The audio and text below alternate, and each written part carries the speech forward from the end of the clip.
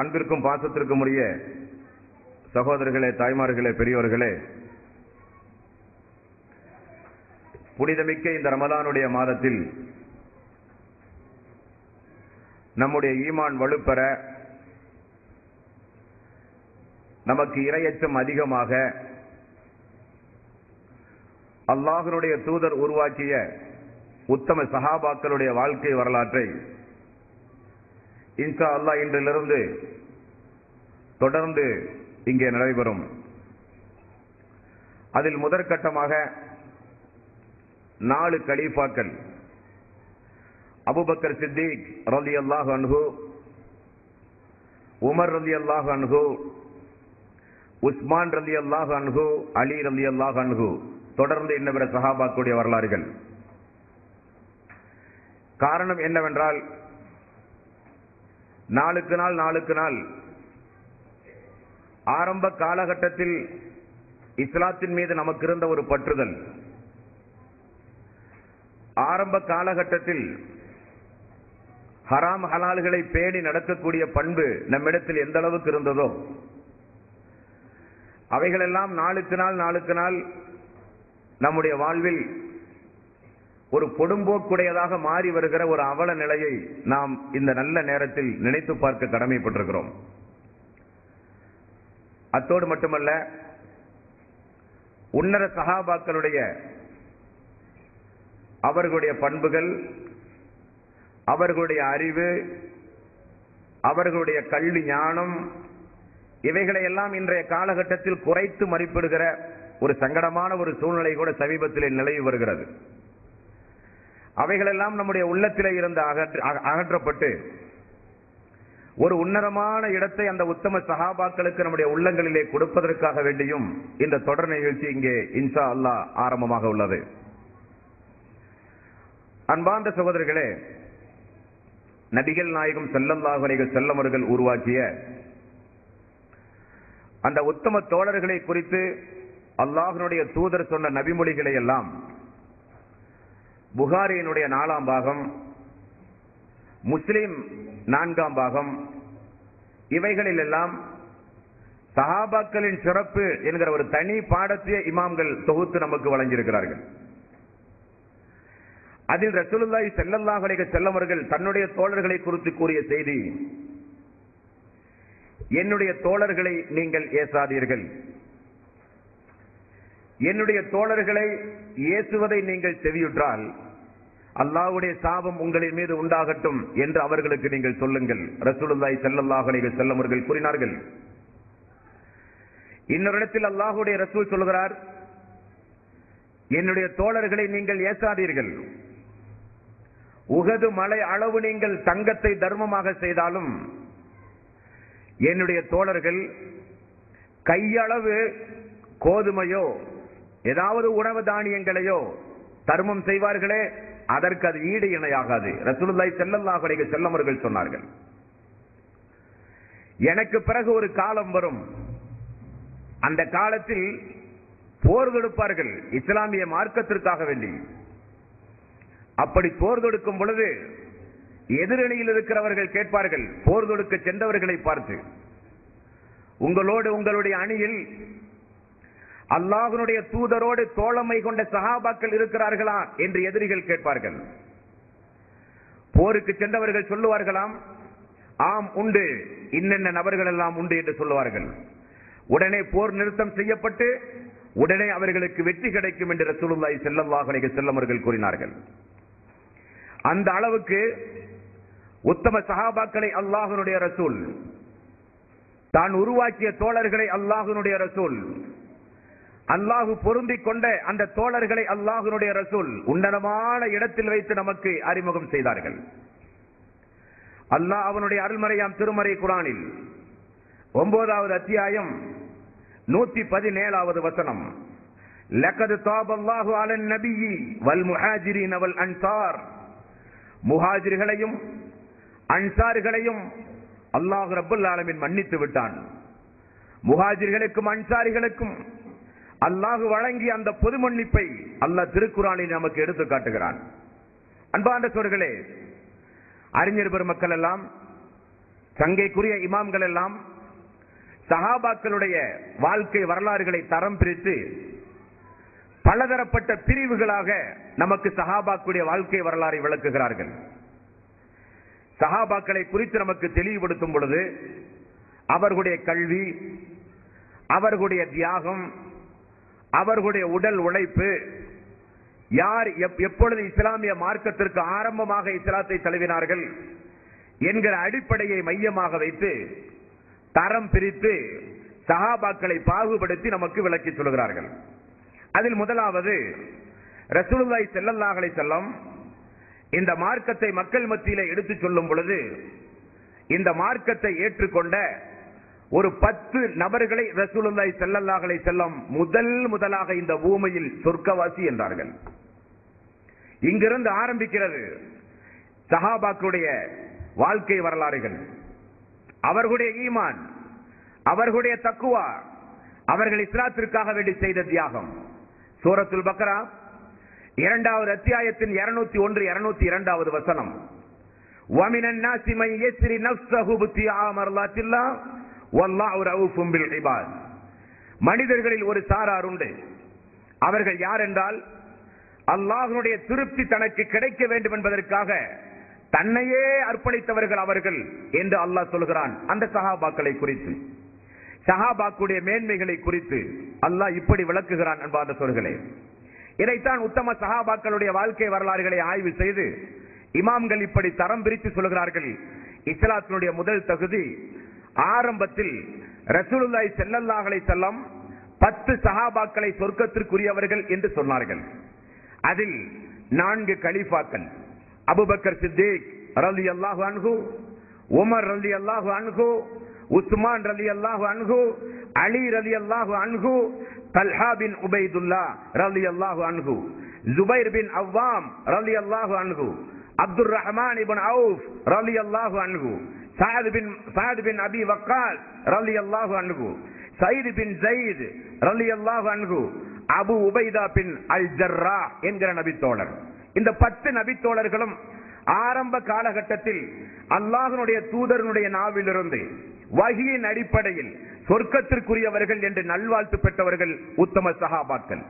இந்த 10 நபித்தோழர்களை தாண்டி அடுத்ததாக ரசூலுல்லாஹி ஸல்லல்லாஹு அலைஹி வஸல்லம் வாழ்க்கை வரலாற்றில் ஒரு அழகான அல்லாஹ்வுடைய அருளை பெற்ற சஹாபாக்கள் யார் என்றால், எடுத்த உடனே இமாம்கள் வகைப்படுத்துகிறார்கள். முதற்கட்டமாக பத்ரு போர். பத்ரு போரில் பங்கெடுத்த 313 சஹாபாக்கள், அவர்களை குறித்து அல்லாஹ் திருக்குரானிலும் ரசூலுல்லாஹி ஸல்லல்லாஹு அலைஹி வஸல்லம் அவர்களும் சொன்ன நல்வாழ்த்து செய்தி என்ன? அவர்களுக்கு சொன்ன ஒரு நல்வாழ்த்து செய்தி இந்த உலகத்து மாந்தர்களில் யாருக்கும் கிடைக்காத ஒரு நல்வாழ்த்து செய்தி. அது என்ன என்றால், அவர்களுடைய முற்சென்ற பாவங்களும் மன்னிக்கப்பட்டது, அவருடைய வாழ்நாளில் செய்த பாவங்களும் மன்னிக்கப்பட்டது, இனி மரணிக்கின்ற வரை அவர்கள் என்ன பாவம் செய்தாலும் மன்னிக்கப்படும். அந்த அளவுக்கு ஒரு 313 சஹாபாக்கள், 300க்கும் கொஞ்சம் அதிகமான சஹாபாக்கள் இஸ்லாத்தினுடைய 2வது தியாகிகள். இப்படி வகைப்படுத்துகிறார்கள். மூன்றாவதாக உஹது போரில் பங்கெடுத்த 700 சஹாபாக்கள் அல்லாஹ்வுடைய தூதரை காப்பாற்ற தன்னுடைய மேனியை கடையமாக ஆக்கி வருகிற அம்புகளை எல்லாம் தாங்கி ரசூலுல்லாஹி ஸல்லல்லாஹு அலைஹி வஸல்லம் அவர்களை காப்பாற்ற புறப்பட்ட 700 சஹாபாக்கள் உஹது போரிலே பங்கெடுத்த சஹாபாக்கள் 3வது அணியினர்கள். 4வது பைத்துல் ரிதுவான். ஒரு நாள் ரசூலுல்லாஹி ஸல்லல்லாஹு அலைஹி வஸல்லம் உஸ்மான் ரலியல்லாஹு அன்ஹு அவர்களை மக்காவுக்கு குறைஷிகளிடத்திலே ஒரு ஒப்பந்தத்திற்காக வேண்டி பிரதிநிதியாக ரசூலுல்லாஹி ஸல்லல்லாஹு அலைஹி வஸல்லம் அனுப்பினார். வர தாமதமானது. உஸ்மான் ரலியல்லாஹு அன்ஹு அவர்கள் கொல்லப்பட்டார் என்கிற செய்தி வந்தவுடன் அல்லாஹ்வுடைய ரசூல் கொஞ்சம் கூட தாமதம் இல்லாமல் பிரதிநிதிகளை கொல்லுவதென்பது இஸ்லாமிய மார்க்கத்தினுடைய நாட்டு மரபுனுடைய விதிமுறைக்கு மாற்றமானது என்று தெரிந்து அல்லாஹ்வுடைய ரசூல் இப்படி சொன்னார். உஸ்மான் ரலியல்லாஹு அன்ஹு அவர்கள் கொல்லப்பட்டால் உடனுக்குடனே இதற்கு பதிலடி கொடுக்க வேண்டும், யார் தயார் என்று அல்லாஹ்வுடைய ரசூல் ஒப்பந்தக்கரம் நீட்டியவுடன் 1500 சஹாபாக்கள் ஏன் எதற்கு என்று கூட கேட்காமல் முன் வந்தார்கள். அவர்களை அல்லாஹ் திருக்குரானில் அந்த மரத்திற்கு அடியில் ஒப்பந்தம் செய்த அந்த தோழர்கள் அனைவர்களையும் அல்லாஹ் பாராட்டி சொன்ன அந்த வகையினர்கள் 3வது வகையினர்கள். 4வது மக்கா வெற்றிக்கு பிறகு இஸ்லாமிய மார்க்கத்தை தழுவிய மக்கள். இப்படி மார்க்க அறிஞர்கள் சஹாபாக்களை வகைப்படுத்துகிறார்கள். ஆரம்ப காலகட்டத்தில் எல்லோரும் அல்லாஹ்வுடைய தூதரை புறக்கணித்த ஆரம்ப காலகட்டத்தில் எல்லாவற்றையும் தியாகம் செய்து முன்வந்த மக்கள் ஒரு சாரார். பத்ர் போர்க்களத்திற்கு பிறகு பத்ர் போர்க்களத்தில் பங்கெடுத்துக் கொண்ட உத்தம சஹாபாக்கள் இன்னொரு சாரார். மதீனா சென்ற பிறகு இஸ்லாம் வளர்ந்த பிறகு இஸ்லாத்திற்கு வந்த மக்களோடு உஹது போர்க்களத்தை ரசூலுல்லாஹி ஸல்லல்லாஹு அலைஹி வஸல்லம் அவர்கள் சந்தித்தார்கள். அவர்கள் ஒரு சாரார். பைத்துர் ருல்வான் மரத்தடிக்கு கீழ் ஒப்பந்தம் செய்த சஹாபாக்கள் இன்னொரு சாரார். அதே போல மக்கா வெற்றிக்கு பிறகு நிறைய சஹாபாக்கள், நிறைய மக்கள் இஸ்லாமிய மார்க்கத்தை தழுவினார்கள். அவர்களில் ஒரு சாரார். இனி மதீனாவை எடுத்துக்கொண்டால், அல்லாஹ்வுடைய ரசூல் மக்காவில் ஆரம்ப காலகட்டத்தில் பிரச்சாரம் செய்வதற்காக கடுமையாக தடுக்கப்பட்டார். அப்பொழுது மக்காவினுடைய புறநகர் பகுதி, மினா, அரஃபா போன்ற புறநகர் பகுதிகளில் ஹஜ்ஜுக்கு வருகிற மக்களிடத்தில், அன்றைக்கு ஹஜ் என்று நினைத்து மக்கள் செய்கிற வணக்க வழிபாட்டுக்குரிய அந்த காலகட்டத்தில் ரசூலுல்லாஹி ஸல்லல்லாஹு அலைஹி வஸல்லம் ஒவ்வொரு கூடாரமாக மினாவில் அல்லாஹ்வுடைய ரசூல் மக்களை சந்திக்க செல்லுவார். ரசூலுல்லாஹி ஸல்லல்லாஹு அலைஹி வஸல்லம் அவர்களை பார்த்து அன்றைக்கு மக்கள் ஓடுவார்கள், குழப்பவாதி வந்து விட்டார். மக்காவுக்கு ஹஜ்ஜுக்காக வேண்டி, வியாபாரத்திற்காக வேண்டி செல்லுகிற மக்களிடத்தில் எல்லாம் அவருடைய குடும்பத்தார்கள் இப்படி சொல்லி அனுப்புவார்கள்: நீங்கள் மக்காவுக்கு செல்கிறீர்கள், அங்கே ஒரு மனிதர் தன்னை இறை தூதர் என்று பேசுகிறார், அவரோடு அமராதீர்கள், அவர் சூனியக்காரர், அவருடைய பேச்சிலே சூனியம் உண்டு, அவர் ஒரு குழப்பவாதி, நம்முடைய தெய்வங்களை எல்லாம் ஏசுகிறவர், அவரை அழைத்தால் நீங்கள் செல்லாதீர்கள் என்று சொல்லித்தான் அனுப்புவார்களாம். இப்படி ரசூலுல்லாஹி ஸல்லல்லாஹு அலைஹி வஸல்லம் மக்காவினுடைய ஆரம்ப காலகட்டத்தில் ஒவ்வொரு மினாவினுடைய கூடாரத்திற்கும் ரசூலுல்லாஹி ஸல்லல்லாஹு அலைஹி வஸல்லம் அவர்கள் சென்று, எனக்காக வேண்டி சிறிது நேரம் ஒதுக்குங்களேன், நான் அல்லாஹ்வுடைய ரசூல். மக்கள் ஏசுவார்கள். போயும் ஒரு அனாதையா இறைவனுடைய தூதராக இறைவன் தேர்வு செய்தான் என்று துரத்துவார்கள், ஏசுவார்கள், பேசுவார்கள். அல்லாஹ்வுடைய ரசூலை பார்த்தால் திரும்ப நிற்பார்கள். இப்படியெல்லாம் மக்காவினுடைய ஆரம்ப காலகட்ட வரலாறு. அப்பொழுது மதீனாவிலே இருந்து ஒரு 6 நபித்தோழர்கள் அன்றைக்கு ஹஜ்ஜுக்கு வந்திருந்தார்கள். அவர்கள் கூடாரத்திலே இருந்து அல்லாஹ்வுடைய ரசூல் ஒவ்வொரு கூடாரமாக ஏறி இறங்குவதை பார்த்துக் கொண்டே இருக்கிறார்கள். மக்கள் புறக்கணிக்கிறார்கள் அல்லாஹ்வுடைய ரசூலை, ஏசுகிறார்கள், பேசுகிறார்கள். அதில் ஒருவர் தான், 6 மனிதர்களில் ஒருவர் தான் அஸ்அத் ரலியல்லாஹு அன்ஹு. அல்லாஹ்வுடைய தூதருடைய வாழ்க்கை வரலாற்றில் முதலில் ஜும்மா நடத்திய ஒரு நபித்தோழர் அஸ்அத் ரலியல்லாஹு அன்ஹு. ரசூலுல்லாஹி ஸல்லல்லாஹு அலைஹி வஸல்லம் ஜும்மா நடத்துவதற்கு முன்னதாகவே நடத்திவிட்டார். அல்லாஹ்வுடைய ரசூலுக்கு மக்காவில் ஜும்மா நடத்துவதற்கோ, பெருநாள் தொழுகை நடத்துவதற்கோ, கூட்டாக அமர்ந்து ஒரு நல்ல காரியங்களை செய்வதற்கோ அல்லாஹ்வுடைய ரசூலுக்கு மக்காவில் அனுமதி கிடையாது. அந்த அளவுக்கு மோசமான சூழ்நிலை மக்காவில். ஆனால் இந்த மதீனாவில், இந்த மினாவில் அந்த 6 தோழர்கள் அஸ்அதுடைய தலைமையிலே வந்திருந்தார்கள். நாம் அவரை அழைத்து என்னவென்று கேட்போமே, ஏன் மக்கள் எல்லாம் புறக்கணிக்கிறார்கள் என்று சொன்ன பொழுது ரசூலுல்லாஹி ஸல்லல்லாஹு அலைஹி வஸல்லம் அவர்கள் அழைக்கப்பட்டார். அமருங்கள், நீங்கள் யார், எங்கிருந்து வந்தீர்கள்? நான் அல்லாஹ்வுடைய ரசூல். அப்படியா? அந்த அல்லாஹ் உங்களுக்கு எதை கொடுத்து உங்களை அனுப்பினான்? எனக்கு வேதத்தை தந்து அல்லாஹ் அனுப்பினான். அந்த வேதத்தினுடைய செய்திகள் என்ன? ரசூலுல்லாஹி ஸல்லல்லாஹு அலைஹி வஸல்லம் உருவ வழிபாடு கூடாது, ஏகத்துவம் மட்டும்தான் வேண்டும், அடிமையிடத்திலே நீதமாக நடக்க வேண்டும், பெண் குழந்தைகளை கொல்லுவது கூடாது, மதுபானம் ஹராம், விபச்சாரம் கூடாது, எல்லாம் சொன்னார்கள். 6 பேரும் தாமதம் இல்லாமல் உடனே இஸ்லாத்தை ஏற்றுக்கொண்டார்கள். இந்த 6 சஹாபாக்கள் மதீனாவுக்கு சரித்திரம் எழுதிய சஹாபாக்கள். இந்த 6 பேரும் மதீனாவுக்கு சென்றால் வெறுமனே இருக்கவில்லை. 6 பேரும் அல்லாஹ்வுடைய தூதரிடத்தில் கேட்ட செய்தி, அவரை பார்த்த அந்த அற்புத சம்பவம் எல்லாம் மதீனாவிலே போய் தன்னுடைய நண்பர்கள், தன்னுடைய உறவினர்கள், தன்னுடைய கோத்திரத்தார்கள், இப்படி எல்லோரிடத்திலும் எடுத்து சொல்லி ஒரு 11 மனிதர்களை அஸ்அத் ரலியல்லாஹு அன்ஹு அவர்கள் உருவாக்கி விட்டார்கள். நீங்களும் வாருங்களேன், மக்காவுக்கு செல்லுவோம், யாருக்கும் தெரியாமல் அவரை நீங்களும் சந்தித்து கேளுங்களேன் என்று சொல்லி அல்லாஹ்வுடைய ரசூலை பார்க்க வந்த 11 சஹாபாக்கள் இரண்டாவது மதீனாவில் சரித்திரம் எழுதிய சஹாபாக்கள். அந்த 11 சஹாபாக்களும் அல்லாஹ்வுடைய ரசூலிடத்திலே வந்தார்கள், பேசினார்கள், இஸ்லாத்தை தழுவினார்கள். முதல் அகபா உடன்படிக்கை என்று சொல்லப்படும். இந்த 11 பேரும் திரும்ப மதீனாவுக்கு சென்றார்கள். அல்லாஹ்வுடைய ரசூல் இருப்பது மக்காவில், ஆரம்ப காலகட்டம். இந்த 11 பேரும் மீண்டும் மதீனாவுக்கு சென்று இஸ்லாத்தை மிக பவ்யமாக எல்லா இடங்களிலும் பரப்பி தன்னுடைய கோத்திரத்துடைய தலைவர்களுக்கெல்லாம் போய் எடுத்து சொல்லி, அதுதான் சாத் பின் அபி வக்காஸ். அவர் மதீனத்து தோழர்களுக்கு ஒரு தலைவர். இப்படி எடுத்து சொல்லி ஒரு 80 நபர்களை இந்த 11 பேர் உருவாக்கினார்கள். இந்த 80 நபர்களும் மீண்டும் ரசூலுல்லாஹி ஸல்லல்லாஹு அலைஹி வஸல்லம் அவர்களை மக்காவிலே வந்து ரகசியமாக இரவு நேரத்தில் சந்தித்து நடந்த உரையாடல் தனிச்சம்பவம். அது அக்கபா 2வது உடன்படிக்கை. இப்பொழுது சஹாபாக்குடைய வாழ்க்கை வரலாறுகளை இமாம்கள் வகைப்படுத்தும் பொழுது ஆரம்ப 10 சஹாபாக்கள் சொர்க்கத்திற்கு வாக்களிக்கப்பட்டவர்கள், அவர்களுக்கு நிகராக யாரும் கிடையாது. அஸ்ஸாபிகூனல் அவ்வலூன், ஆரம்பமாக இஸ்லாத்திற்காக வேண்டி தன்னை அர்ப்பணித்தவர்கள் என்று அல்லாஹ் சொல்கிறான். இது முதல் வகையினர்கள். 2வது பத்ர் போர், உஹது போர், பைத்துர் ரில்வான், அகபா 1, 2 மக்காவுடைய வெற்றிக்கு பிறகு சஹாபாக்கள் இப்படி தரம் பிரித்து சொல்கிறார்கள். அதில் இன்றைக்கு நாம் பார்க்க போவது அபூபக்கர் சித்திக் ரலியல்லாஹு அன்ஹு அவர்களுடைய வாழ்க்கை வரலாறு, முடிந்தவரை இன்ஷா அல்லாஹ். அன்பார்ந்த சகோதரர்களே, அபூபக்கர் சித்திக் அவர்களுடைய உண்மையான பெயர் என்னவென்றால் அப்துல்லா என்பது அவருடைய உண்மையான பெயர். ஆனால் அந்த பெயரில் வழக்கத்தில் அந்த பெயரில் மக்களுக்கு அவர் அறிமுகமானாரா என்றால் இல்லை. ஹதீஸ்களில் அப்படி அவர் அறிமுகமானவர் அல்ல. அவருக்கு ஆயிஷா ரலியல்லாஹு அன்ஹா அவர்கள் பிறந்தவுடன் பக்ர் என்றால் கன்னி என்று பொருள்.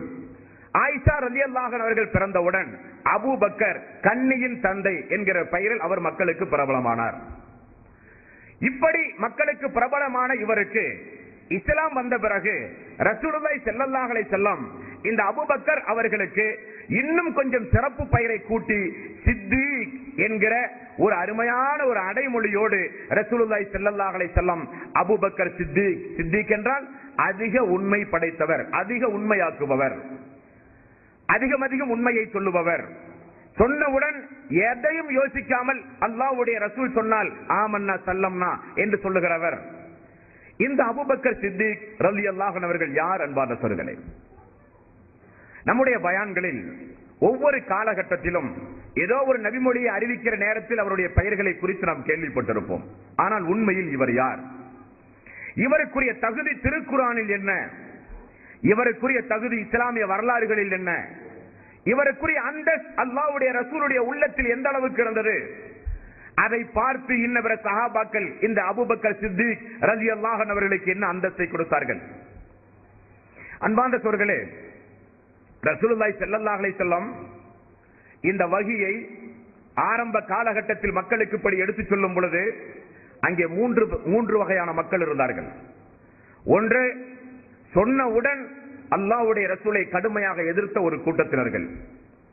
இரண்டாவது, அந்த கூட்டத்தில் மௌனம் சாதித்தவர் இன்னொரு வகையினர்கள். என்னதான் சொல்கிறார்கள் பார்ப்போம், பிறகு நாம் ஏற்றுக்கொள்வோம். அவருடைய போக்குகள் எப்படி இருக்கிறது என்று பார்ப்போம். மௌனம் சாதித்தார்கள். இன்னொரு கூட்டத்தார்கள் சொன்னவுடன் இஸ்லாத்தை ஏற்றார்கள். அந்த ஒரு சிறப்பு இந்த அபூபக்கர் சித்திக் ரலியல்லாஹு அன்ஹு அவர்களுக்கு உண்டு. மறுத்த பிறகு இஸ்லாத்தை ஏற்றவர் அல்ல. அல்லாஹ்வுடைய ரசூல் சொல்லி பல நாள் பொறுத்து இஸ்லாத்தை ஏற்றவர் அல்ல. ஆரம்ப காலகட்டத்திலேயே இஸ்லாத்தை ஏற்றவர். இனி இவருடைய குடும்பத்தை எடுத்துக்கொண்டால், இவருடைய தந்தை ஆரம்பத்தில் இஸ்லாத்தை ஏற்காமல் இருந்தாலும் பிறகு இஸ்லாத்தை ஏற்றுக்கொண்டார். உமருடைய ஆட்சி காலத்தில் மரணித்தார். இவருடைய மனைவி, 3 மனைவிகள் உண்டு அபூபக்கர் சித்திக் அவர்களுக்கு. 3 மனைவிகளில் ஒரு மனைவி அறியாமை காலத்தில் திருமணம் முடித்தார். அறியாமை காலத்திலேயே இறந்து போய்விட்டார்.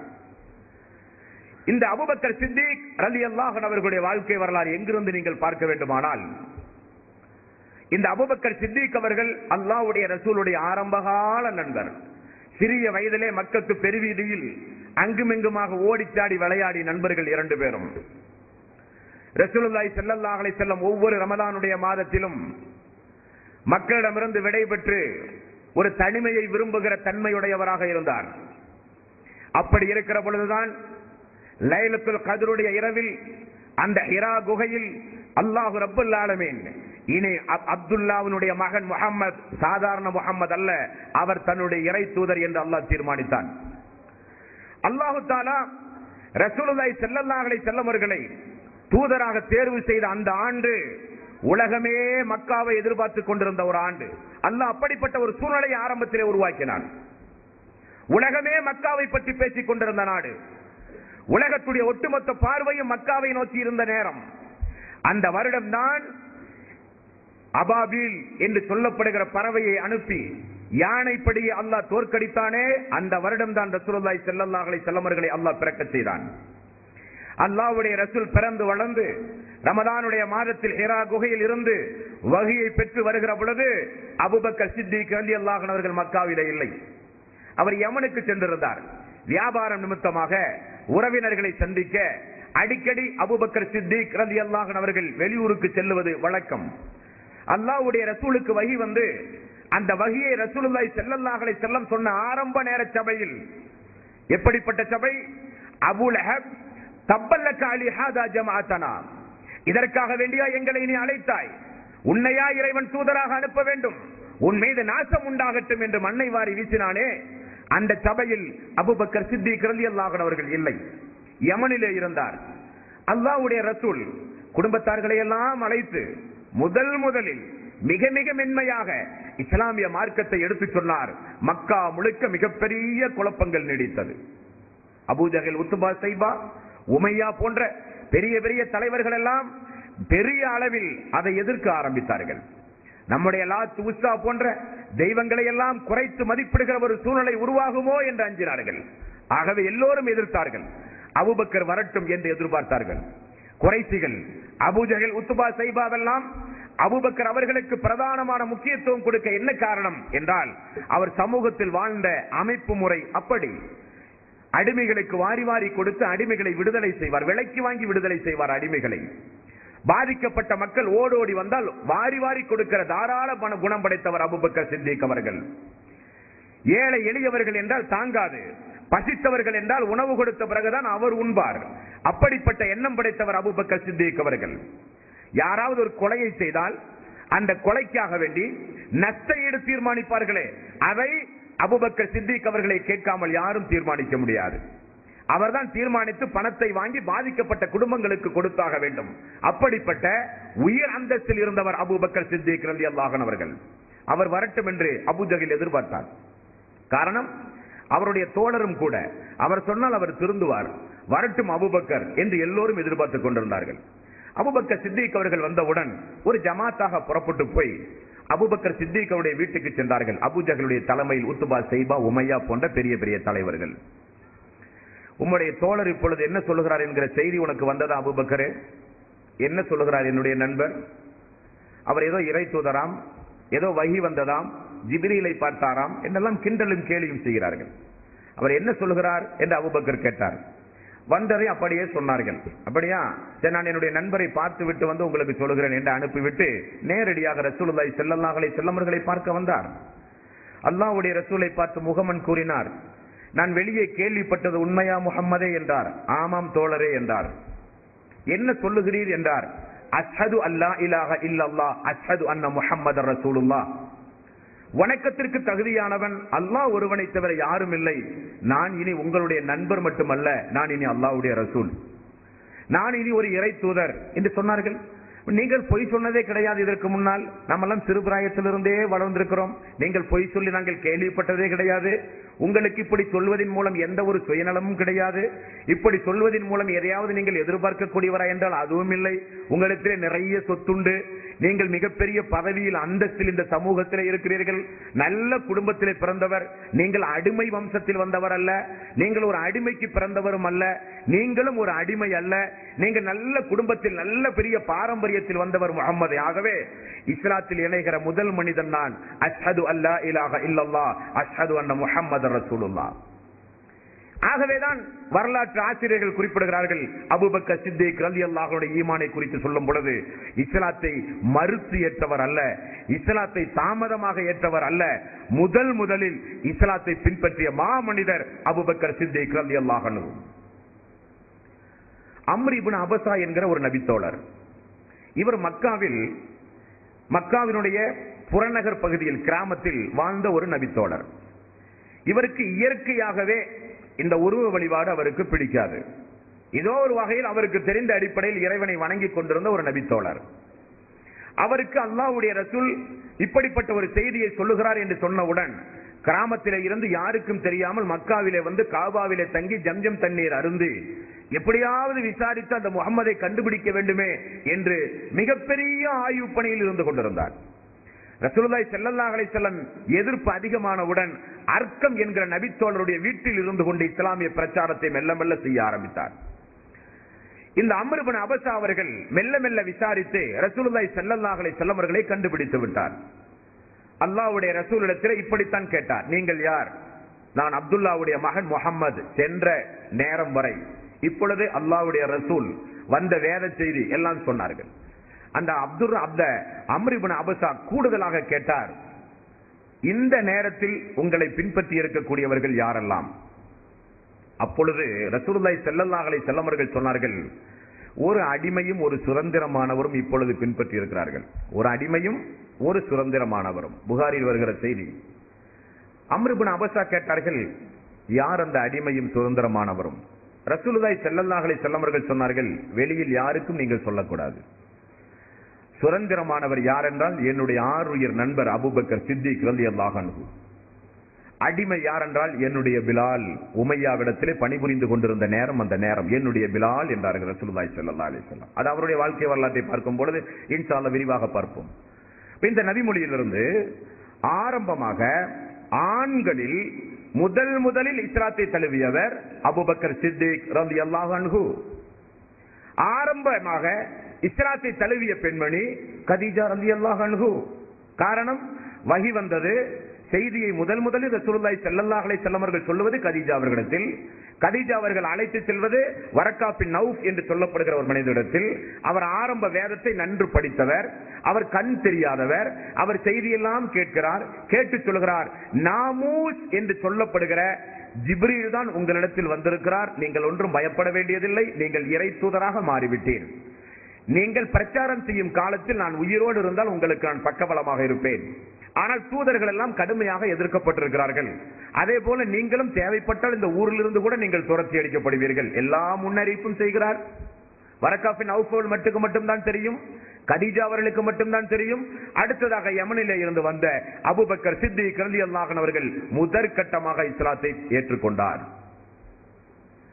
அன்பார்ந்த சகோதரர்களே, ஒரு 1430 ஆண்டுகளுக்கு பின்னால் நீங்கள் செல்ல வேண்டும். ஒவ்வொருவரும் அன்றைய காலத்தில் கேட்பதற்கு நாதி இல்லை. யாருக்கெல்லாம் சாமர்த்தியம், யாருக்கெல்லாம் அதிகாரம், யாருக்கெல்லாம் ஆணவம், யாருக்கெல்லாம் அகம்பாவம், யாருக்கெல்லாம் பொருளாதாரம், அதிகார பலம், ஆள் பலம் இருக்கிறதோ அவர்களெல்லாம் ஆட்சி செய்கிற காலம் அந்த காலம். கேட்பதற்கே ஆள் இல்லை. அப்படிப்பட்ட ஒரு காலத்தில் நடக்கிற சம்பவத்தை கேளுங்கள்.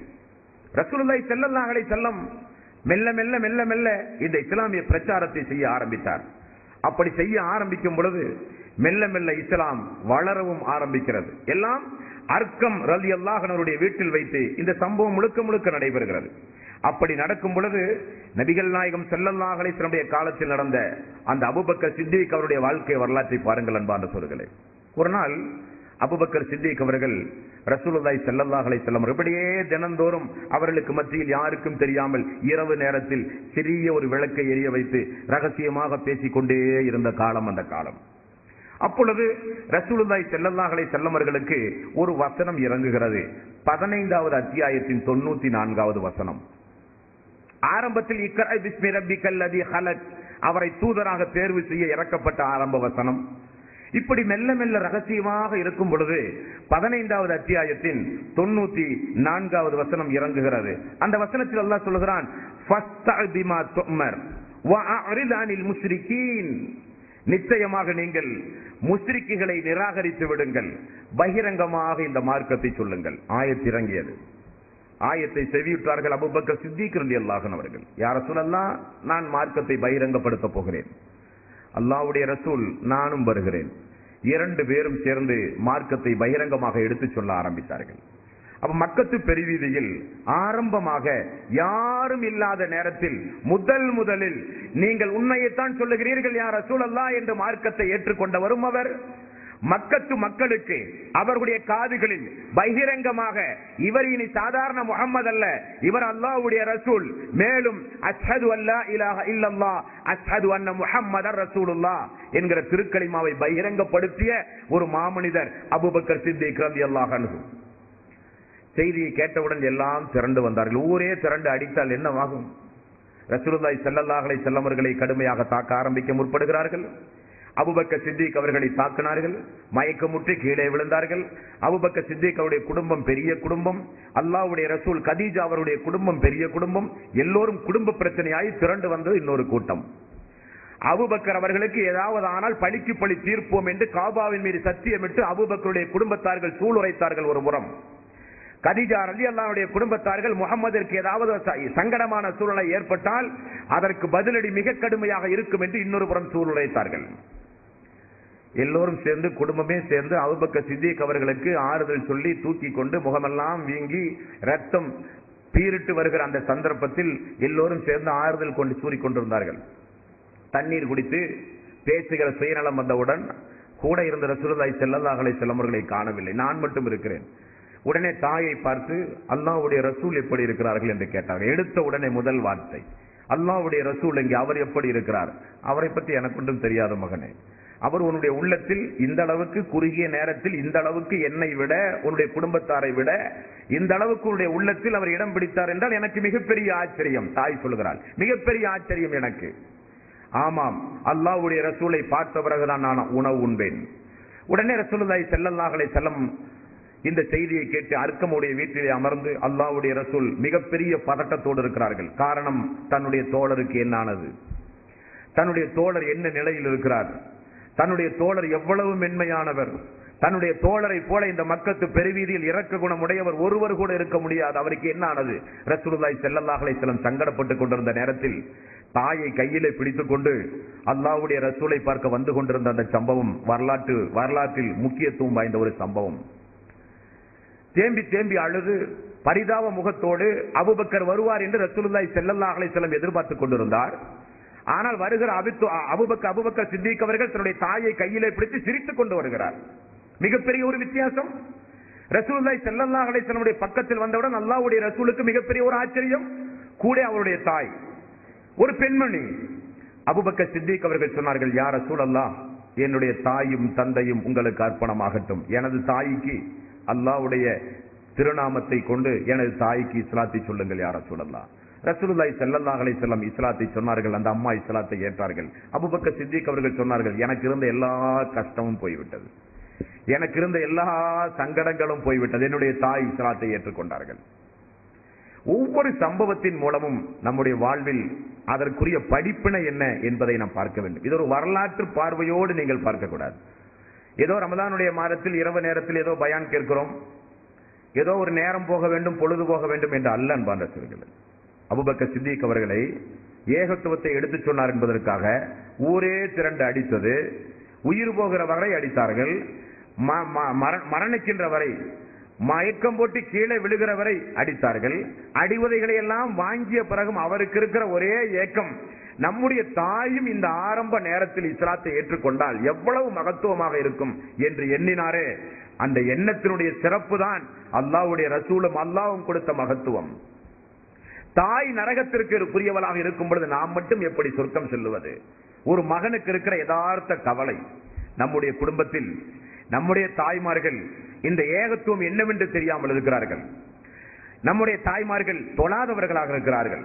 நம்முடைய தாய்மார்களுக்கும் இஸ்லாத்திற்கும் எந்த சம்பந்தம் இல்லாமல் வாழ்கிறார்கள். ஆனால் நாமோ ஏதோ ஒரு வகையில் அல்லாஹ்வுடைய மார்க்கத்தை இப்படிப்பட்ட உபதேசங்களின் மூலம் கேட்டோம், அறிந்தோம், தெரிந்து கொண்டோம். நமக்கு நம்முடைய தாயை குறித்து என்றைக்காவது கவலை உண்டுமா? அவர்கள் இந்த நிலையில் மரணித்தால் நரகத்திற்கு போவார்களே, நம்மை பெற்றெடுத்த வயிறல்லவா அது, மறுமை நாளில் அல்லாஹ் 70 முழ சங்கிலியால் விளங்கிட்டு நரக நெருப்புக்கு அல்லாஹ் அழைத்து செல்வதை கண்கொண்டு பார்க்க முடியாத மறுமை நாளில் நாம் பெற்று வளர்த்திய மக்கள் இஸ்லாத்திற்கு விரோதமாக நடக்கிறார்களே, அல்லாஹ் மறுமை நாளில் நரகத்தில் நம்முடைய கண்ணெதிரே தூக்கி வீசினால் பார்க்கிற ஒரு சக்தி நமக்கு கிடையாது என்கிற ஒரு கவலை நமக்கு வர வேண்டும் என்பார் சொல்கிறேன். அபூபக்கர் சித்திக் ரலியல்லாஹு அன்ஹு அவர்கள், என்னுடைய தாயினுடைய நிலைமை, என்னுடைய தாய்க்கு என்னானது, எனது தாய் இந்த மார்க்கத்தை ஏற்றுக்கொள்ள வேண்டுமே என்று துடியாய் துடித்தார். அவர் ஏற்றவுடன் அவருக்கு முதற்கட்டமாக சொன்னது, நம்முடைய தந்தையும் நம்முடைய தாயும் இந்த மார்க்கத்தை ஏற்க வேண்டும். தந்தைக்கு கண் தெரியாது, அவருடைய தந்தைக்கு கண் தெரியாது. தாய் எப்படியாவது மார்க்கத்தை ஏற்க வேண்டும், தந்தையும் ஏற்க வேண்டும். உடனே தாய் இஸ்லாமிய மார்க்கத்தை ஏற்றுக்கொண்டார்கள். அந்த அபூஜஹில், உத்பா, ஷைபா இஸ்லாமிய இறை நிராகரிப்பாளர்களுக்கு கூடுதல் கொஞ்சம் கோபமானது. அடிக்க போய் ஒரு பெண்மணி இஸ்லாத்தை தழுவி இருக்கிறாள், எதிர்க்க போய் ஒரு குடும்பம் இஸ்லாமிய மார்க்கத்தை தழுவி இருக்கிறது. கோபம் கொஞ்ச நெஞ்சம் அல்ல. கடுமையான ஆத்திரம் அவர்களுக்கு வர ஆரம்பித்தது. இது அபூபக்கர் அவருடைய முதற்கட்ட ஆரம்ப வரலாறு. நபிகள் நாயகம் ஸல்லல்லாஹு அலைஹி வஸல்லம் அவர்கள் ஆரம்பமாக இந்த இஸ்லாத்தை எல்லாம் எடுத்து சொல்லும் போது அந்த இஸ்லாத்தை பின்பற்றிய மக்களை எந்த அளவுக்கு அவர்கள் கொடுமை செய்வார்கள் தெரியுமா?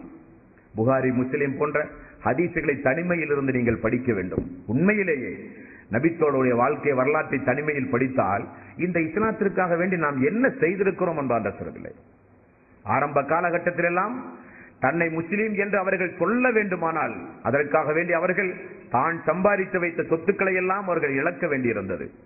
தாயை இழந்தார்கள், தந்தையை இழந்தார்கள், கடுமையான அடிப்படையில் சித்திரவதைக்கு அவர்கள் ஆளானார்கள். எதற்காக? யாருடைய உரிமையையும் அவர்கள் பறித்தார்கள் என்பதற்காக வேண்டி அல்ல, யாரையும் மானபங்கப்படுத்தினார்கள் என்பதற்காக வேண்டி அல்ல, அல்லாஹ் ஒருவன் தான், இவர் இனி அல்லாஹ்வுடைய ரசூல் என்று சொன்னார்கள் என்ற ஒரே காரணத்திற்காக வேண்டி வீதியில் போட்டு அடித்தார்கள், சுடு மணலிலே போட்டு கிடத்தினார்கள். அந்த நேரத்தில் ஒரு சம்பவம், உமையா பிலால் ரலியல்லாஹு அன்ஹு அவர்கள் இஸ்லாத்தை தழுவினார்கள் என்கிற செய்தி கிடைத்தவுடன் மிகப்பெரிய கோத்திரத்தில் இருக்கிற என்னுடைய அடிமை இஸ்லாத்தை தழுவி எனக்கு மிகப்பெரிய ஒரு அவமானத்தை சம்பாதித்து தந்து விட்டான் என்று சொல்லி வீதியிலே கொண்டு வந்து கிடத்தி கொடுமை செய்த நேரம் அந்த நேரம். ஆரம்ப நேரத்தில் எல்லாம் அம்மார், யாசிர், சுஹைர், பிலால் இப்படி ஒரு 5-6 பேரை தினசரி வீதியிலே கொண்டு வந்து அடிப்பது அவர்களுக்கு வழக்கம். ஒன்றுமல்ல, அவர்கள் இஸ்லாத்தை ஏற்றார்கள். அடிக்கிற பொழுது அடிவுதை தாங்க முடியாமல் வார்த்தைக்காக முகம்மதை நாங்கள் பின்பற்றியது தவறுதான், எங்களை விட்டு விடுங்கள் என்று வார்த்தைக்காக வேண்டி நிறைய பேர் சொல்வார்களாம். ஆனால் உமர் அவர்கள் சொல்லுகிறார், நான் பிலாலை பார்த்திருக்கிறேன், எனக்கு இன்னும் நினைவுண்டு, ஒவ்வொரு அடி விழுகிற பொழுதும் அஹத் அஹத் அஹத், அல்லாஹ் ஒருவன் தான், லாத்து உஸா கடவுள் அல்ல என்று பேசிய மாமனிதர் பிலால். முகத்தில் காலை வைத்து அமுத்தினார்கள், பாறாங்கல்லை கொண்டு வந்து நெஞ்சிலே வைத்தார்கள் பாவிகள். சுடு சிறு சிறு குழந்தைகளுடைய கைகளில் எல்லாம் விளையாட்டு பொருளாக கழுத்தில் கயிறை கொடுத்து வீதியிலே கொண்டு போய் இழுத்தார்கள் பாவிகள். அந்த நேரத்தில் அபூபக்கர் சித்திக்குடைய கண்ணில் ஒரு கொடுமை சம்பவம் நிகழ்ந்தது. ஊரே திரண்டு காரி காரி உமிழ்கிற ஒரு சம்பவம், அடிக்கிற சம்பவம், கேவலமாக பேசுகிற சம்பவம், அடிமையுடைய குடும்பத்தில் பிறந்த உனக்கு இவ்வளவு பெரிய திமிரா என்றெல்லாம் ஏசிய ஒரு சம்பவம். முகம்மதை பின்பற்றியது தவறு, முகம்மதை ஏசு, முகம்மதை திட்டு என்று சொல்லி எல்லோரும் கடுஞ்சொல்லை பயன்படுத்தி எல்லா சக்திகளையும் பிரயோகப்படுத்தி அடித்துக் கொண்டிருந்த நேரத்தை அபூபக்கர் அவர்கள் பார்த்தார்கள். அபூபக்கர் சித்திக் அவர்கள் நேராக அவருடைய எஜமான் உமையாவை அழைத்தார். உமையாவே, இந்த பிலாலை நீங்கள் சுதந்திரமாக உரிமை விட உங்களுக்கு என்ன விலை வேண்டும்? உமையா என்ன சொன்னான் தெரியுமா? பேச்சுக்காக வேண்டி 100 திரகம் என்றான், 1000 திரகம் என்றான். 1000 திரகத்தை எடுத்துக் கொடுத்தார். வாங்கியவன் ஆச்சரியப்பட்டு உமையா சொன்னான், காய்ந்த பேரித்தம்பளம் கேட்டிருந்தாலும் இந்த பிலாலை தந்திருப்பேன், அந்த அளவுக்கு இவன் உதவாக்கரை என்று உதாசீனப்படுத்தினார். அபூபக்கர் சித்திக் அவர்கள் மறுமொழி என்ன சொன்னார் தெரியுமா? 2000 திரகம் நீ கேட்டிருந்தாலும் நான் தந்திருப்பேன் என்றார். பிலால் அவர்களை உரிமை விட்ட ஒரு சம்பவத்தை பிலால் ரலியல்லாஹு அன்ஹு அவர்கள் திரும்ப ரசூலுல்லாஹி ஸல்லல்லாஹு அலைஹி வஸல்லம் மௌத்துக்கு பிறகு அல்லாஹ்வுடைய தூதரை அடக்கி கலீஃபாவை தீர்மானம் செய்த பிறகு பிலால் ரலியல்லாஹு அன்ஹு அவர்கள் அபூபக்கர் சித்திக் அவரிடத்திலே வந்து சொன்னார், அபூபக்கர் அவர்களே, அல்லாஹ்வுடைய ரசூலுடைய மரணத்திற்கு பிறகு இனி மதீனாவில் வாழ எனக்கு மனமில்லை, நான் வேறு ஊர் சென்று வாழப் போகிறேன், ஹிஜ்ரத் செய்ய போகிறேன் என்றார். அபூபக்கர் சித்திக் அவர்கள் நீங்கள் இங்கே இருங்கள் என்றார். அப்பொழுது பிலால் அவர்கள் சொன்ன ஒரு வார்த்தை உண்டு, நீங்கள் உங்களுக்காக வேண்டி அந்த மக்காவில் என்னை அடிமை விட்டு இருந்தால் நான் உங்களுக்கு, நீங்கள் எஜமான, நான் அடிமையாக உங்களோடு இருக்கிறேன். நீங்கள் அல்லாஹ்வுக்காக வேண்டி என்னை உரிமை விட்டது உண்மையானால் என்னை விட்டு விடுங்கள், நான் போகிறேன் என்றார்.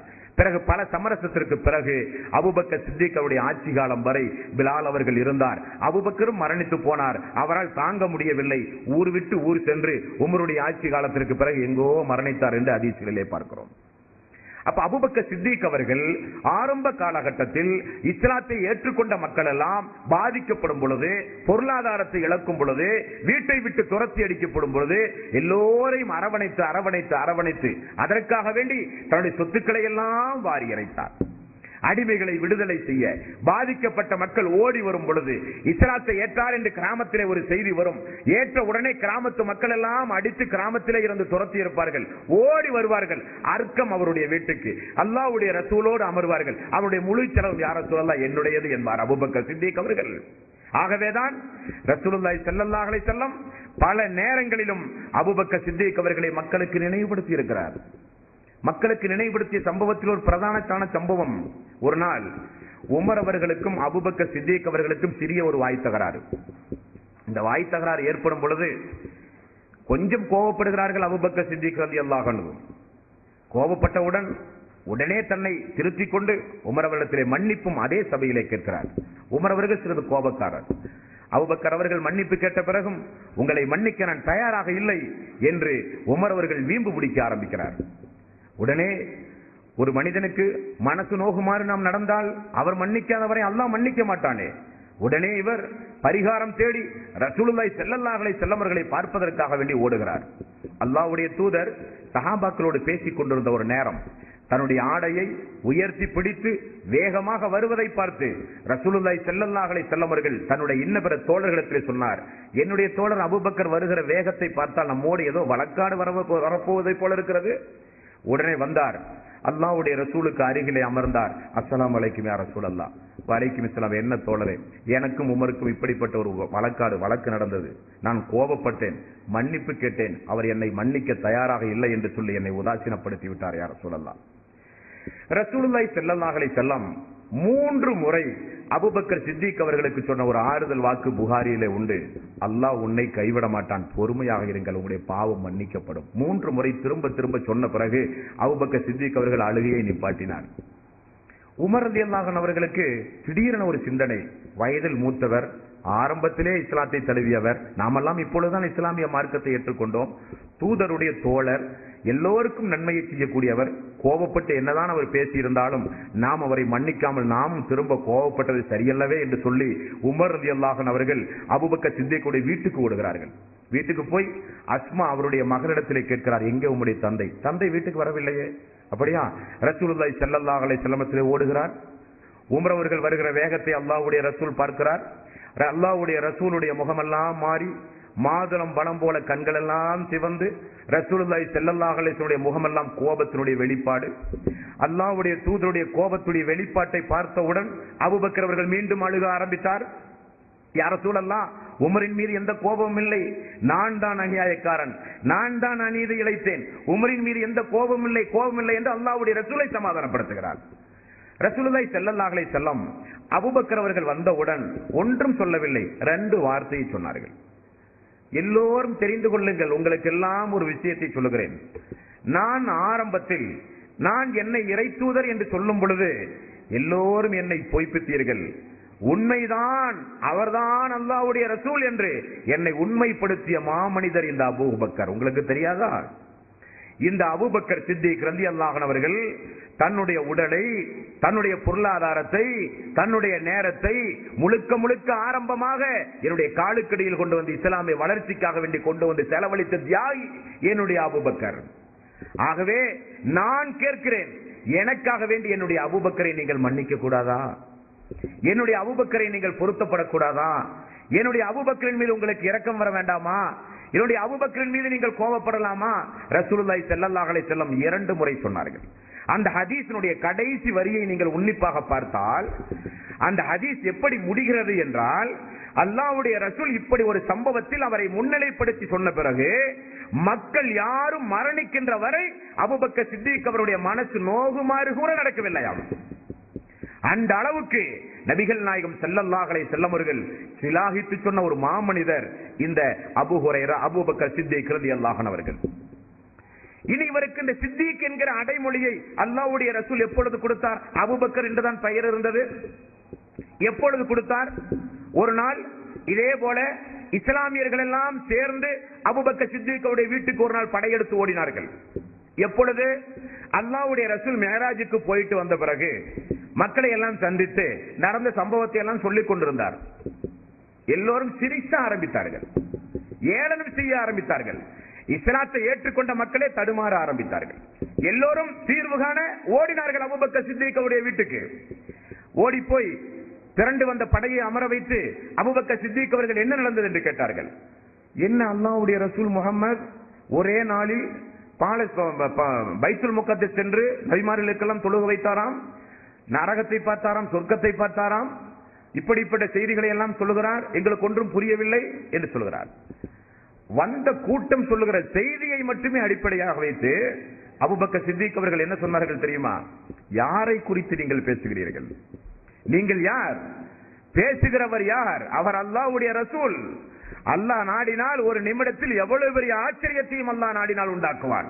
நீங்கள் சமாதானமாக இருங்கள் அல்லது என்னோடு வாருங்கள், நானும் வருகிறேன் என்று சொல்லி ரசூலுல்லாஹி ஸல்லல்லாஹு அலைஹி வஸல்லம் இடத்தில் போய் பேசினார்கள். பைத்துல் முகத்தஸோட ஜெருசலத்திற்கு அதிகம் வியாபார நிமித்தமாக போயிட்டு வந்தவர் அபூபக்கர் சித்திக் அவர்கள். பள்ளியிலே தொழுதிருக்கிறார். பைத்துல் முகத்தஸை நன்றாக பார்த்திருக்கிறார். எங்கெங்கு தூண்கள் வருகிறது, எங்கெங்கு வண்ண வண்ணமான விளக்குகள் எங்கெல்லாம் இருக்கிறது, எவ்வளவு வாதல்கள் இருக்கிறது, எவ்வளவு ஜன்னல்கள் இருக்கிறது, துல்லியமாக தெரியும் அபூபக்கர் அவர்களுக்கு. அமர்ந்து பேசுகிறார். ரசூலுல்லாஹி ஸல்லல்லாஹு அலைஹி வஸல்லம் அவர்கள் பைத்துல் முகத்தஸை அப்படியே விவரிக்கிறார்கள். அல்லாஹ்வுடைய ரசூல் மறுமையை குறித்து அப்படியே பேசுகிறார். அல்லாஹ்வுடைய ரசூல் பேச பேச பேச பேச அபூபக்கர் சித்திக் ரலியல்லாஹு அன்ஹு கண்களிலே இருந்து கண்ணீர் வருகிறது. காரணம், மக்காவிலே இருந்து எங்கும் இடம்பெயர்ந்து செல்லாத ஒரு இறை தூதர் பைத்துல் முகத்தஸை குறித்து இந்த அளவுக்கு தெளிவாக விளக்குகிறார் என்றால் கண்டிப்பாக இவர் மிஅராஜுடைய பயணத்திற்கு சென்ற பிறகுதான் சொல்லுகிறார். அல்லாஹ்வுடைய ரசூலே, உங்களை இன்னும் நாங்கள் உறுதியாக நம்புகிறோம் என்று சொன்னார்கள். வசுவாசத்தோடு இருந்த மக்கள் எல்லாம் உறுதியானார்கள். அல்லாஹ்வுடைய ரசூல் மிஅராஜுடைய பயணத்தை சொன்ன பொழுது எல்லா மக்களும் எதிர்த்தார்கள் என்று இல்லை, ஏற்றுக்கொண்டார்கள் சஞ்சலத்தோடு. எப்படி எதிர்த்து பேசுவது, நம்பாமல் இருக்க என்ன வழி, இப்படி எல்லாம் இருந்தார்கள் மக்கள். அபூபக்கர் அவருடைய தலைமையில் வந்த அந்த கூட்டத்தை அபூபக்கர் அவர்கள் ஒரு உரை நிகழ்த்தி, இவர் அல்லாஹ்வுடைய ரசூல், அவர் சொல்வது உண்மை, பைத்துல் முகத்தஸ் அப்படித்தான் உண்டு என்று சொல்லி எல்லோரையும் உறுதிப்படுத்தினாரே. அந்த சபையில் ரசூலுல்லாஹி ஸல்லல்லாஹு அலைஹி வஸல்லம், நீங்கள் இனி சித்திக், அபூபக்கர் மட்டுமல்ல அபூபக்கர் சித்திக் என்றார்கள் ரசூலுல்லாஹி ஸல்லல்லாஹு அலைஹி வஸல்லம். சித்திக் என்றால் அதிக உண்மைப்படுத்துபவர், கூடுதலாக நம்பக்கூடியவர். சொன்னவுடன் அது குறித்து எந்த யோசிக்காமல் உடனடியாக நம்புகிறவர் அபூபக்கர் சித்திக் ரலியல்லாஹு அன்ஹு. அப்படிப்பட்ட ஒரு அடைமொழி கிடைத்த ஒரு அன்பு தோழர் அவர். மக்காவில் கடுமையான எதிர்ப்பு. ரசூலுல்லாஹி ஸல்லல்லாஹு அலைஹி வஸல்லம், இனி மக்காவில் நீங்கள் வாழ்ந்தால் எல்லோரும் உங்களை அடித்தே கொன்று விடுவார்கள். நீங்கள் பக்கத்தில் அபிசீனியா உண்டு. அபிசீனியாவுடைய மன்னர் நஜ்ஜாஷி ஒரு சமாதானவாதி, கரடு முரடானவர் அல்ல, வேதத்தை படித்தவர், சிறிது ஞானம் உள்ளவர், நல்ல மனசுள்ளவர், ஈவிரக்கம் உள்ளவர், ஆட்சிக்கு கீழ் இருக்கிற மக்களுக்கு துரோகம் செய்யாதவர். இந்த மக்காவில் உங்களுடைய கொடுமைகளை எல்லாம் பார்க்க என்னால் சகிக்காது, நீங்கள் கொஞ்சம் கொஞ்சமாக அபிசீனியாவுக்கு செல்லுங்கள் ரசூலுல்லாஹி ஸல்லல்லாஹு அலைஹி வஸல்லம் அவர்கள் சொன்னார்கள். ஆரம்பத்தில் ஒரு 11 பேர்கள் சென்றார்கள், திரும்ப ஒரு 80 பேர்கள் சென்றார்கள். இந்த 11 பேர் சென்ற கூட்டத்தில் அபூபக்கர் சித்திக் ரலியல்லாஹு அன்ஹு அவர்களும் கையிலே கொஞ்சம் துணியை எடுத்து, அல்லாஹ்வுடைய தூதரை, நானும் போக வேண்டுமா அல்லது உங்களோடு இருக்க வேண்டுமா? நீங்களும் போங்கள் அபூபக்கர், உங்களை வாழ விட மாட்டார்கள் இவர்கள், நீங்களும் போங்கள். எவ்வளவு பெரிய ஒரு துணிச்சல் அல்லாஹ்வுடைய ரசூலுக்கு! நான் தனிமையில் இருக்கிறேன், நான் பார்த்துக் கொள்கிறேன், நீங்கள் செல்லுங்கள். அபூபக்கர் அவர்களுக்கு போக மனசே இல்லை. அல்லாஹ்வுடைய ரசூல் சொல்ல போய் அவரும் போக ஆரம்பித்தார். போகிற வழியில் இப்னு தஹ்னா என்கிற காரா என்கிற கோத்திரத்துடைய ஒரு தலைவர் இப்னு தஹ்னா என்பவர் அபூபக்கர் சித்திக் அவர்களை பார்த்து விட்டார். ஆரம்ப காலம் அவரும் நண்பர். அவர் சொல்லுகிறார், எங்கே செல்கிறீர் மக்காவை விட்டு? அபூஜஹல் உத்பா ஷைபாவுடைய கொடுமை தாங்க முடியவில்லை, எங்களுடைய மக்களை எல்லாம் வீதியில போட்டு இழுத்து போட்டு அடிக்கிறார்கள், என்னையும் ஊரை விட்டு துரத்தி விடுகிற அளவுக்கு நிலைமை மாறிவிட்டது என்று சொல்லுகிறார். உடனே அந்த இப்னு தஹ்னா என்பவர், நான் அனுமதிக்க முடியாது, வாருங்கள், நான் உங்களுக்கு பாதுகாப்பு தருகிறேன் என்று சென்ற நபரை திரும்ப ஊருக்கு அழைத்து வருகிறார். ஊருக்கு அழைத்து வந்து குறைசிகள் மத்தியிலே ஒப்பந்தம் நடக்கிறது. இப்னு தஹ்னா சொல்கிறார், இனி அபூபக்கர் சித்திக் அவர்கள் என்னுடைய பொறுப்புதாரி, யாரும் அவர் மீது கை வைக்க கூடாது, நான் பாதுகாப்பு என்றார்கள். அபூஜஹல் உத்பா ஷைபா எல்லோரும் சொன்னார்கள், இப்னு தஹ்னாவை நீ சொன்னால் சரி, ஆனால் ஒன்று, அவரிடத்தில் ஒரு சில காரியங்கள் எங்களுக்கு இங்கே தெளிவுபடுத்தப்பட வேண்டும் என்றார்கள். என்ன காரியம்? அவர் திருக்குரானை சத்தம் போட்டு ஓதுகிறார். முகமது இடத்தில் வந்த வகியை மனப்பாடம் செய்கிற என்ற பெயரில் மனப்பாடம் செய்து சத்தம் போட்டு கதவு ஜன்னலையாம் திறந்து வீட்டில் அமர்ந்து கொண்டு சத்தம் போட்டு ஓதுகிறார், அழுகிறார், தொழுகிறார். எங்களுடைய மக்கள், எங்களுடைய பிள்ளைகள், எங்களுடைய சகோதரர்கள் எல்லாம் அவருடைய வீட்டை சுற்றி நிற்கிறார்கள், குர்ஆனுடைய வசனத்தை செவியேற்கிறார்கள். அவர்களும் இந்த குழப்பத்தில் ஈடுபட்டால் எங்களுடைய மானம் என்னாவது? ஆகவே ஓதும் போது சத்தம் இல்லாமல் ஓத வேண்டும், ஓதும்போது சப்தம் இல்லாமல் ஓத வேண்டும். அது மட்டும்தான் நமக்கு மத்தியில் இருக்கிற ஒப்பந்தம். இப்னு தஹ்னா அவருக்காக வேண்டி கையெழுத்திட்டு ஒப்பந்தம் சரியானது. இப்னு தஹ்னா சென்று விட்டார். முடியுமா அபூபக்கர் சித்திக் அவர்களால் அபூபக்கர் சித்திக் ரலியல்லாஹு அன்ஹு அவர்கள் வந்த அந்த செய்தியை யாருக்கும் சொல்லாமல் நான் மட்டும் இருந்தால் போதும் என்று நினைக்கக்கூடியவரா? என்ன செய்கிறார்? வீட்டுக்கு வெளியிலே உடனடியாக மக்காவில் முதலில் தொழுவதற்காக வேண்டி சிறிய ஒரு தொழுப்பள்ளியை ஏற்படுத்தியவர் அபூபக்கர் சித்திக் ரலியல்லாஹு அன்ஹு அவர்கள். நாளுக்கு நாள் ஏற்பட்ட பிரச்சனை, அதை தொடர்ந்து மக்கள் இஸ்லாத்தின் பக்கம் ஈர்க்கப்பட்ட சம்பவம், அதற்காக வேண்டி அபூபக்கர் சித்திக் அவர்கள் செய்த தியாகம், இன்ஷா அல்லாஹ் நாளைய தினம் தொடர்ந்து நாம் ஒவ்வொரு நாளும் பார்க்கவிருக்கிறோம் அன்பார்ந்த சகோதரர்களே. ஆக தினசரி நாம் ஒரு உபதேசத்தை கேட்டால், ஒரு சம்பவத்தை கேட்டால், அதிலிருந்து நமக்கு ஒரு சில பாடங்கள் வேண்டும். இந்த இஸ்லாத்திற்காக நாம் என்ன செய்திருக்கோம்? ஒரு துரும்பையாவது அகற்றிருக்கிறோம் அன்பார்ந்த சகோதரர்களே. நம்மை சுற்றி அறியாத மக்கள் எவ்வளவு பேர் இருக்கிறார்கள். இணை வைத்து பித்அத், அனாச்சாரம் எல்லாம் தெரிந்தாலும் ஹராமான மது, சூது, விபச்சாரம் போன்ற எவ்வளவு அநியாயமான காரியங்களை, காரண காரியங்களை செய்து நம்மை சுற்றி நரகத்திற்குரிய மக்கள் எவ்வளவு பேர்கள் இருக்கிறார்கள். அவர்களுக்காக வேண்டி குறைந்தபட்சம் ஒரு நாள் பிரார்த்தனையிலாவது, அல்லாஹுவே எங்களை சுற்றி எங்களுடைய சமூக மக்கள், எங்களுடைய நண்பர்கள், எங்களுடைய உறவினர்கள் இப்படி நரகத்தின் நெருப்புக்குரிய காரியத்தை செய்து கொண்டிருக்கிறார்களே, அவர்களுக்கெல்லாம் அல்லாவே நீ ஹிதாயத்தை நீட்டிக்கொடு யா அல்லாஹ், அவர்களும் இந்த இஸ்லாத்தின்பால் வர வேண்டும், நேர்வழியின்பால் வர வேண்டும் என்று ஒரு நேர பிரார்த்தனையிலாவது நாம் பிரார்த்தனை செய்திருப்போமா சகோதரர்களே? இஸ்லாத்திற்காக வேண்டி, இஸ்லாமிய மார்க்கத்திற்காக வேண்டி. இதே அபூபக்கர் சித்திக் ரலியல்லாஹு அன்ஹு அவர்கள் இன்ஷா அல்லாஹ் இதே மறுமை நாளில் வத்தகு யௌமன் துர்ஜஊன ஃபீஹி இலல்லாஹ், அல்லாஹ்வை பயந்து கொள்ளுங்கள், உங்களை எல்லாம் அல்லாஹ் மறுமை நாளில் நிச்சயம் ஒன்று சேர்ப்பேன் என்று அல்லாஹ் சொல்லுகிறானே, அந்த நாளில் இந்த அபூபக்கர் சித்திக் ரலியல்லாஹு அன்ஹு நம்மை பார்த்து நிச்சயம் கேட்க போகிறார்கள், நாங்கள் செய்த தியாகத்திற்கு பிறகு இஸ்லாத்தில் நீங்கள் செய்த தியாகம் என்ன?